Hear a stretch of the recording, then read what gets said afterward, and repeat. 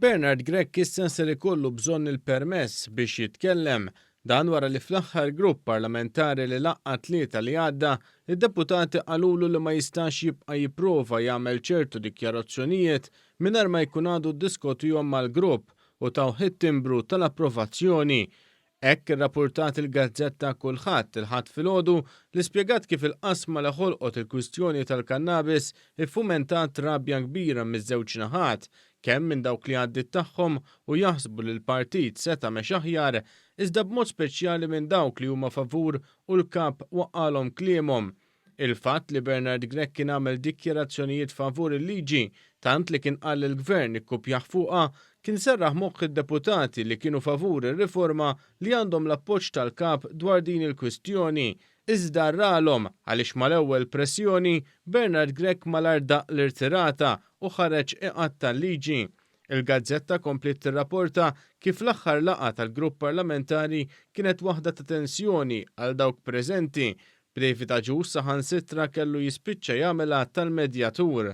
Evidenza ta' tensjoni li kellu l-istess David Aġus kien l-aġir tiegħu u dieħel għall-laqgħa, aġir li jitkellem waħdu. Qed nistaqsik jiena għaliex skomdi daqshekk qudiemhom dawn mistoqsijiet. Skomdi xejn, ħanzi għaxejn inti skomdu ħanzi. Ftit wara l-laqgħa kien imiss lil Bernard Gregg li jipprova jagħti l-impressjoni li l-grupp parlamentari huwa maqut. Dan b'ritratt ta' numru ta' deputati madwar mejda u b'David Aġus jaqsam kejk għal sninu. Iżda dan ir-ritratt serva biex jikkonferma kemm numru mid-deputati birdu mit-tmexxija ta' Bernard Gregg. Dan hekk kif mir-ritratt kien hemm deputati li kienu neqsin għaliex ma ttendewx għall-laqgħa bħal Claudette Buttigieg, Chris Said, Therese Comodini Kakija u Kristi De Bono. Adrian Delija wkoll telaq qabel id-deputati l-oħra mill-laqgħa tal-grupp parlamentari ta' tlieta li għadda. Sorsi fih dan id-dar ċentrali qalu ma' news kif bosta deputati lanqas qed jindenjaw ruhom imorru għal laqgħat tal-grupp parlamentari għaliex fi kliemhom jiddiskutu x'jiddiskutu Bernard Gregg xorta waħda jispiċċa jaxxaqa waħdu.